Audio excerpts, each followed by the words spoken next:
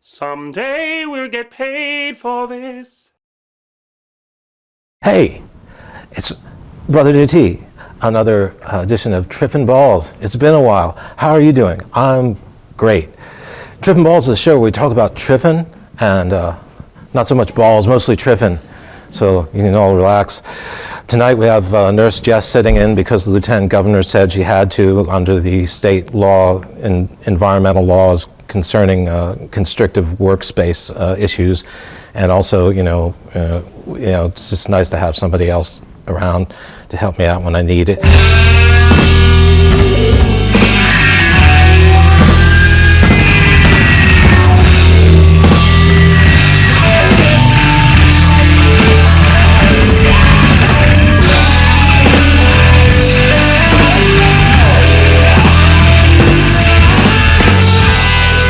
Tonight we've got a wonderful guest with us. You're going to be so excited to know that his name is Hamilton Morris. He's sitting to my right over here. Hamilton, thank you for coming on Trippin Balls. Thanks for having me. Can I call you Ham? Certainly. Do your friends call you Ham? No. Sometimes. Okay. Well, I'm not really your friend, so can I call you Ham? You can call me Ham. Can I call you Baked Ham? You can call me Baked Ham. Can I call you Baked Ham with pineapple rings and little maraschino cherries? I'm just joking. We all have a little fun here on Trippin Balls.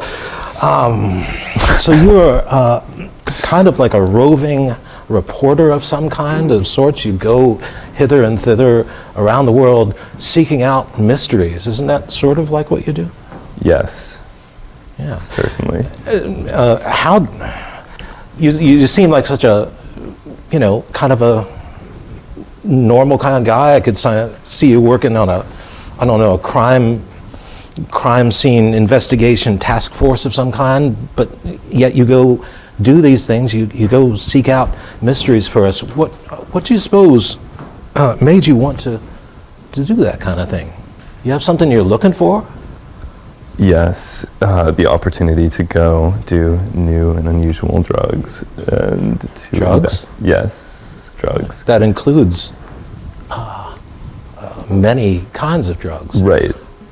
Yes. And drugs, exotic drugs. Exotic drugs. You can't get here in the USA. Yeah.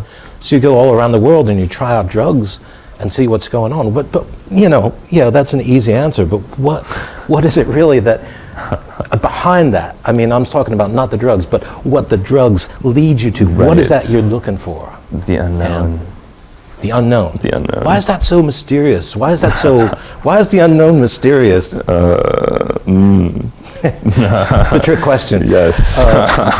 Why is it that someone, wants to go and find, are you looking for something in your life that would, maybe click the light switch in your head that's going to make the light in the room go on, and it says the room is full of little bags of stuff, and each bag represents something that happened to you when you were a kid, and then you can look in each bag and pick out the things you like, and you take the bags you don't like and you take them out and you put them in the other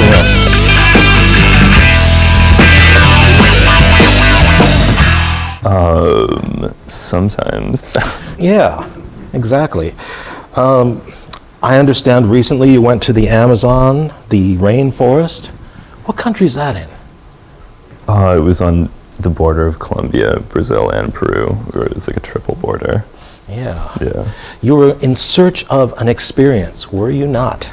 Yes. Experience involving a frog? Yes, that's The Philo-Medusa bicolor or Sapo frog? Yes. Is this a tree frog? It is a tree frog. Yeah, so you had to go up in trees to find this. You enlisted the help of the Mayoruna tribe, I see here. Yes. Were these nice people? They were decent. Pretty people. groovy? They were okay. They were greedy They're as people. nice as people from New Jersey? Not as nice? Maybe less nice. I don't know. They were. It was a comparable amount of niceness. They're okay people. Yeah, I'm glad that we can agree on that. People.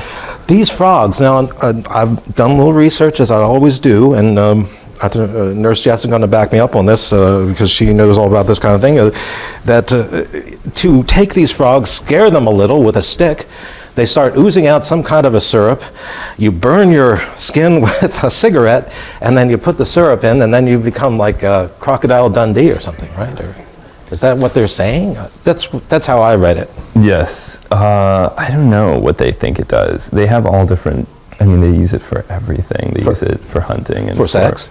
Definitely, yeah. For giving birth. Yeah. Giving birth? Yeah. That's crazy. Yeah. I love the thought of, scaring a frog and getting its juices so, you can have a crazy kind of a birth. Yeah. I wish that my mom had done that, but she didn't, and look what happened. So anyway, you go on this long journey, I assume, and you have to ingratiate yourself with the tribe and kind of learn their lingo and learn their customs and all that. And you get to the point where it's almost like there's no frogs to be had. It's a very frustrating end at this point. Right, we couldn't find a frog. Well, they didn't understand how important it was that we find a frog. They didn't really care that much about finding the frog for us. Why not? I don't know, we couldn't explain to them that we had come from far away and that it was essential that we found the frog. So they would look for like 20 minutes and then, yeah, classic Mayoruna. See? If you'd asked me to go get a frog, I'm not going to stop at 20 minutes. I'm going to go to the Q Mart. We're going to find a friggin' frog. I don't care what kind of frog, but I'm going to get you a frog, Ham, okay? Yeah. But anyway, it's a little frustrating. Eventually they do find a frog, right? Well, no, we never found a frog with the Mayoruna. Like, I mean, it's such a complicated thing, and it's sort of edited in such a way as to make it seem less complicated than it really was. But the Indians never helped us find a frog. Oh. And eventually it was just like, every night our guide would go out in a canoe and like search through the trees for frogs. Oh, God.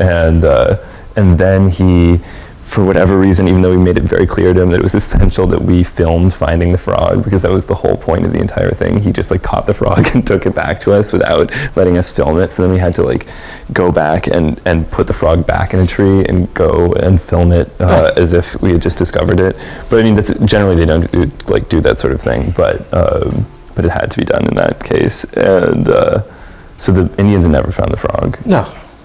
Well, but yet you did have some kind of experience. Yeah, I used the frog. You used the frog? Yes, definitely. Now, involved in this, I heard there was a stick they poked the frog with to scare it, to get it to release its secretions? Yeah, they gave it a vigorous poking. Do you believe in the afterlife, Ham?